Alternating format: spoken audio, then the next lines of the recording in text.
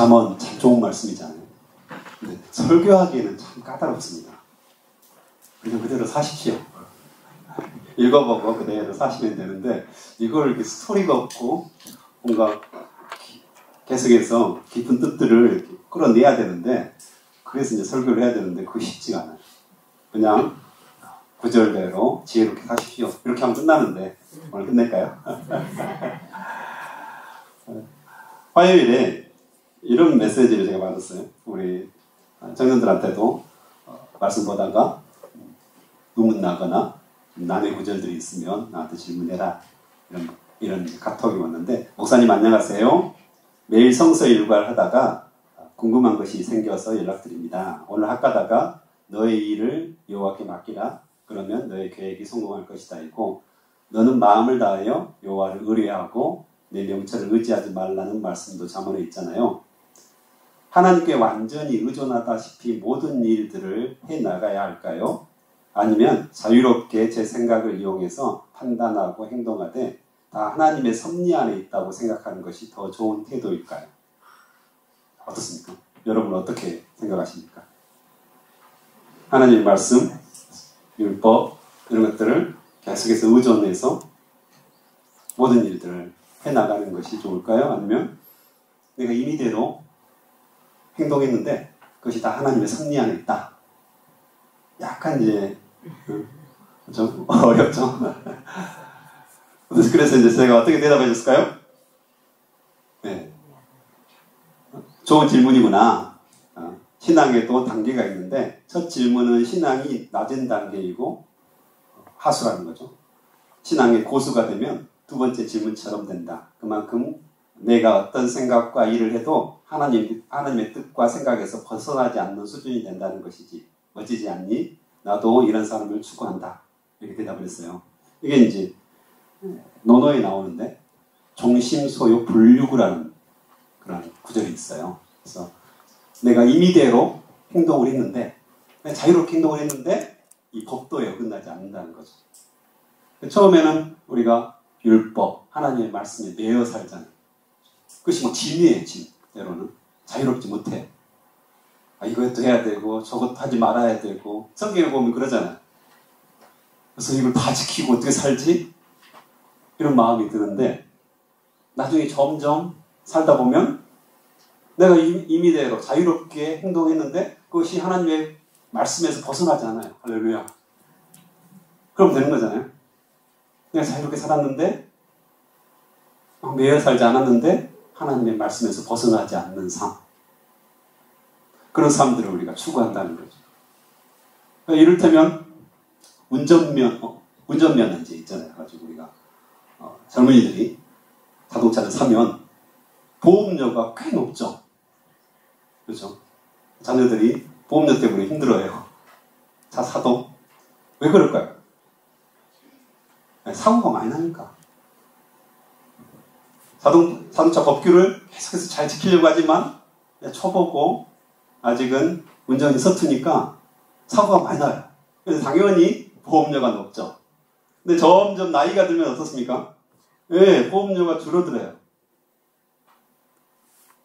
내가 자동차 법규를 막 안 지키려고 해도 자동적으로 지켜져요. 나도 모르는 사이에 다 지켜주고 있는. 그래서 사고가 훨씬 덜 나는 거죠. 그래서 보험료가 줄어드는 겁니다. 그래서 우리의 신앙도 이와 같지 않을까 이런 생각들을 합니다. 처음에는 우리가 말씀 보고 이대로 지켜야 돼. 나는 왜 못 지켰을까? 나는 죄인이야. 나는 왜 이 정도밖에 안 될까? 나는 미련한 자일까? 성경에서 계속 나에 대해서 말하고 있네. 이러다가 점점 주의 말씀이 즐거워지는 거예요. 너무 즐겁고 주님과 함께 동행하는 것이 너무 즐겁고 말씀 지키는 것이 너무 즐거운 삶. 이런 놀라운 은혜들을 경험하시기 바랍니다. 잠언이 아마 그런 말씀이 아닐까 이런 생각들 합니다. 그래서 구절구절 이거 꼭 지켜야 돼. 이거 막 내가 붙들고 있어야 돼. 그것보다는 전체적으로 봤을 때 하나님께서 우리에게 지혜를 주시길 원하시고 하나님과 동행하기를 원하시고 하나님을 경외하면서 하나님 앞에서 우리가 살기를 원하시는 그런 하나님의 사랑이 우리 안에 느껴졌으면 참 좋겠습니다. 오늘 1절 말씀에서 마른 빵 한 조각만 있어도 화목한 것이 먹을 것이 많이 차려놓고 싸우는 집안보다 낫다. 우리 집안 같지 않습니까? 집안 분위기 어떠십니까? 먹을 것이 요즘 넘치는데 옛날처럼 가난하지 않아요? 제가 7남매인데 제가 막내였습니다. 뭐 먹을 거 있으면 그때도 그랬어요. 열심히 전투적으로 먹지 않으면 순식간에 없어집니다. 지금 뭐 먹기 싫래 땡깡 부릴 시간이 없죠. 이미 사라집니다. 1초, 2초가 아까워요. 그랬잖아요. 그런 시절이었는데 어쨌든 요즘은 아주 풍요롭죠. 먹을 것도 많고 생각보다 지금 우리 세대가 가장 대한민국에서는 최고로 먹을 것이 많은 시대, 살기 좋은 시대라고 해요. 근데 사람들이 힘들어요. 사람들이 서로 싸워요. 그래서 먹을 것이 많으나 적으나 인간의 어떤 본성은 달라지지 않는다는 것을 우리가 알 수 있습니다. 만족하지 않는 거죠. 더 원하는 거죠. 여러분 안에 뭐가 있습니까? 자식들이 더 잘 됐으면 좋겠고, 우리 집이 더 잘 살았으면 좋겠고, 돈이 좀 더 많았으면 좋겠고, 더 건강했으면 좋겠고, 더 믿음이 좋았으면 좋겠다. 이런 생각들을 많이 않잖아요. 그렇죠? 진짜 좋은 거, 정작 좋은 것은 더 추구하지 않고 오히려 우리의 욕심, 욕망, 죄에 대해서는 훨씬 더 원하는 거죠. 그러니까 정말 먹을 것이 많지만 서로 싸우는 관계가 안 좋아지는 거죠. 제가 청년들 피아라고 직장인 성경 공부반들이 있어요. 밤에 계속 하는데 거기서 이제 직장인들을 모아놓고 성경 공부를 하는 겁니다. 서로 나누고 주로 제가 가르치는 게 아니라 얘들이 이제 어느 정도 성장한 예수님의 제자들이기 때문에 직장에서 생활하다가 와서 주제를 가지고 서로 나누는 겁니다. 자기 이야기를 나누고 자기가 어떻게 살았다. 주로 이제 어렵다는 이야기를 많이 합니다. 세상에 사는 게 쉽지 않은 일이잖아요. 근데 거의 대부분의 이제 이야기가 관계에 대한 이야기입니다. 사람들과의 관계, 안 믿는 사람들과의 관계. 왜 이렇게 이상한 사람이 많은지. 주변에 너무 이상한 사람이 많다는 거죠. 상식적이지 않는 사람들이 많다는 거죠. 그럼 제가 너도 이상해 라고 이야기를 하는데 그렇죠. 어쨌든 관계 때문에 어려워하는 것들을 봐요. 그래서 잘 사는 게 뭘까? 먹을 거 많아서 우리가 잘 살 수 있을까요? 우리가 돈이 많고 좋은 옷을 입어서 외식을 자주 나가서 잘 사는 걸까요? 아니죠.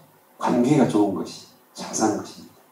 가정에서도 자녀들과의 관계, 부부 관계 엄청나게 기본적인 거잖아요.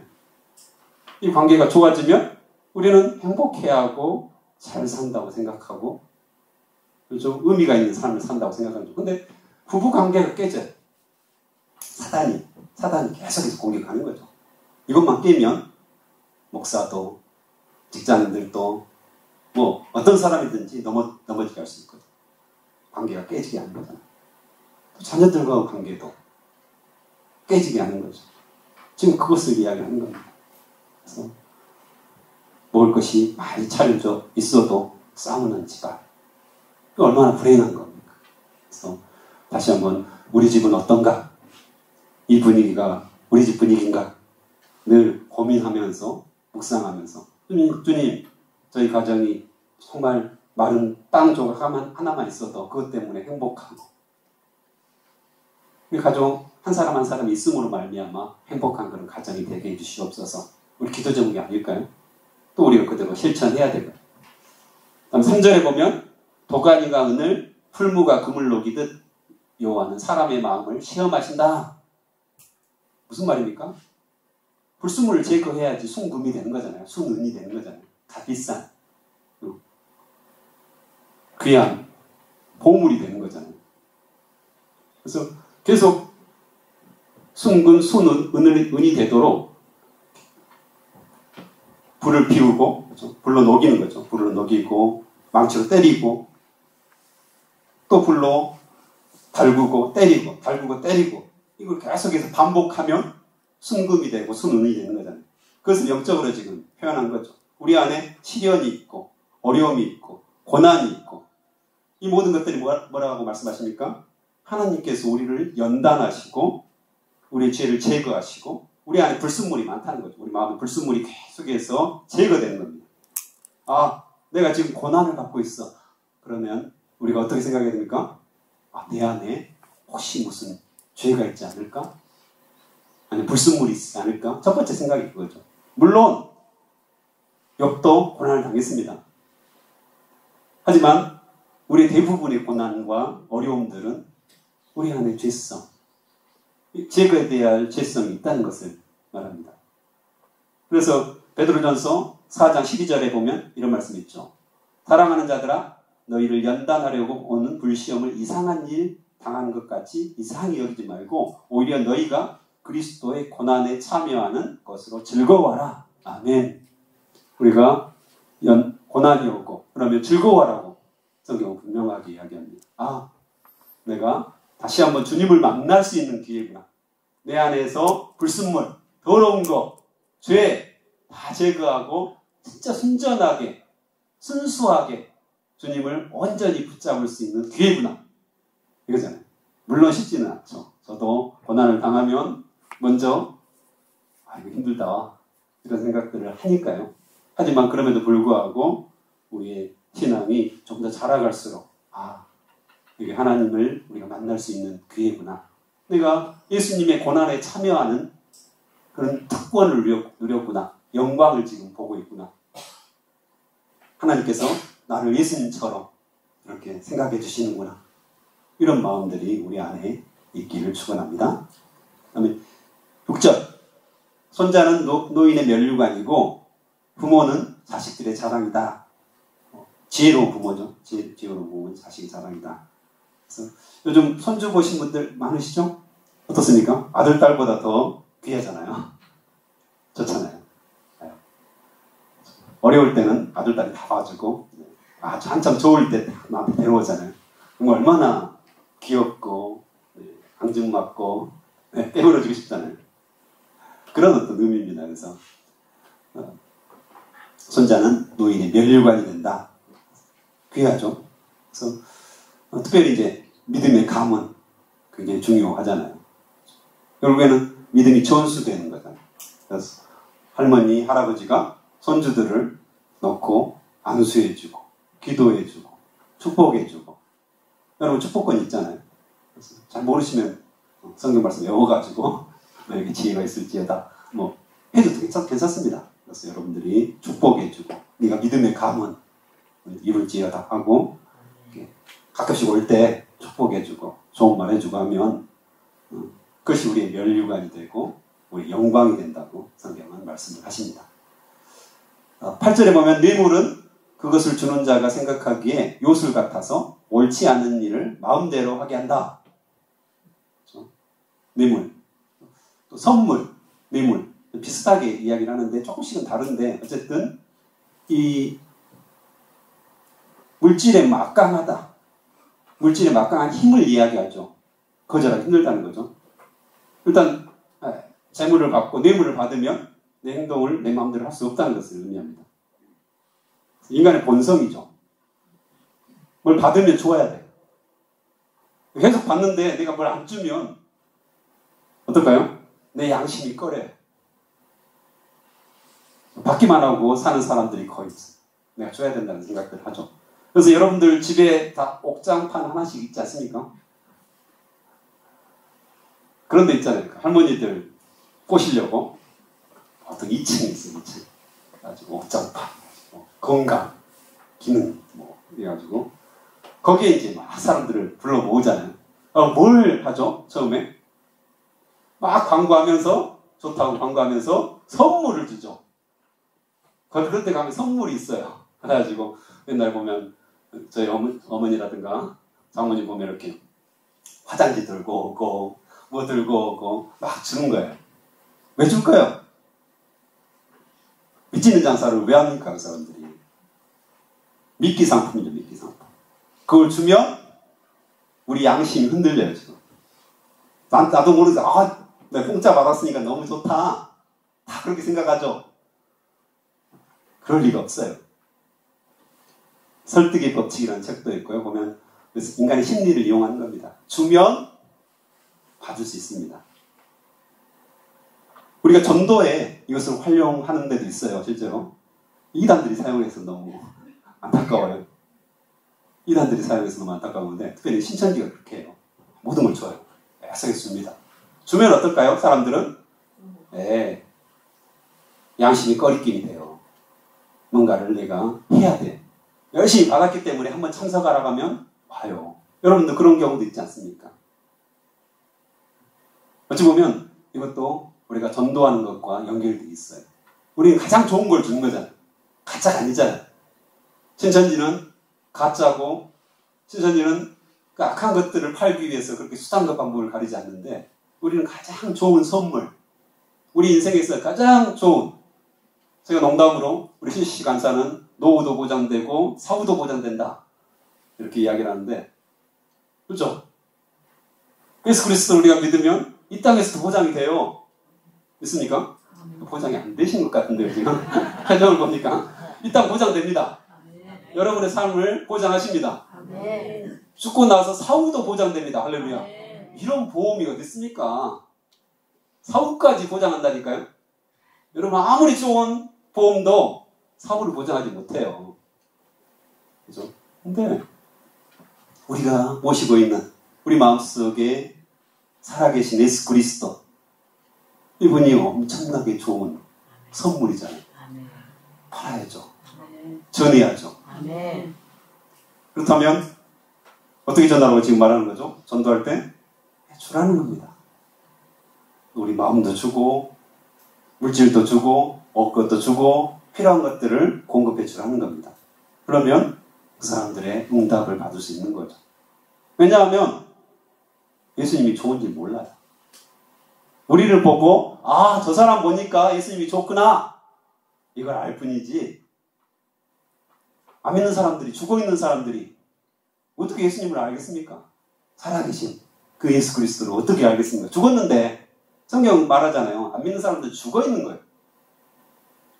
왜 남편이 안 믿는데 멀쩡히 살아있는 것처럼 느껴지죠?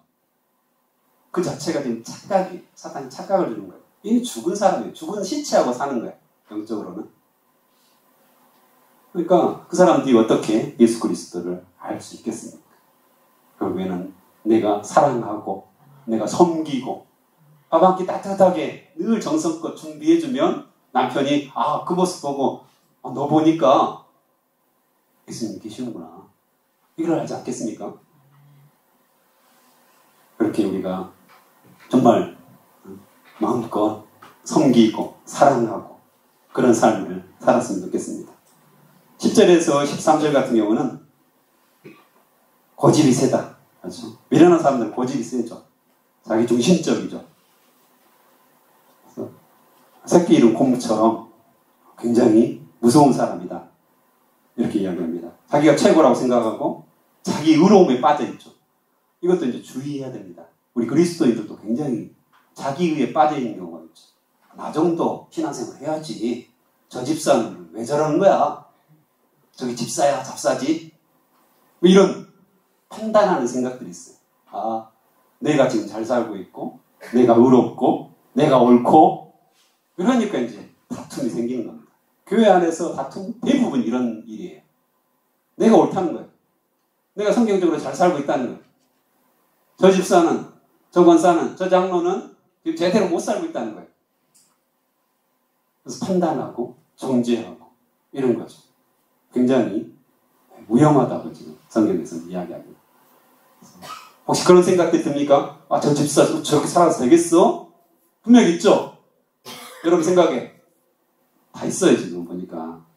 그러면 내가 그렇구나, 내가 저렇게 살고 있지, 이렇게 생각하고 회개하면 됩니다. 그리고 중보해주면 되는 거죠. 긍휼히 여겨주십시오, 불쌍히 여겨주십시오. 우리가 죄인이어서, 저 집사도 죄인이고 나도 죄인이어서 나는 판단하고 저 집사는 저렇게 죄를 짓고 행동하는데 주님 긍휼히 여겨주시고 불쌍히 여겨주시고 은혜를 베풀어 주시옵소서 이렇게 기도하면 됩니다. 그걸 그냥 막 이야기하고 어제 그런 말씀 있었어요.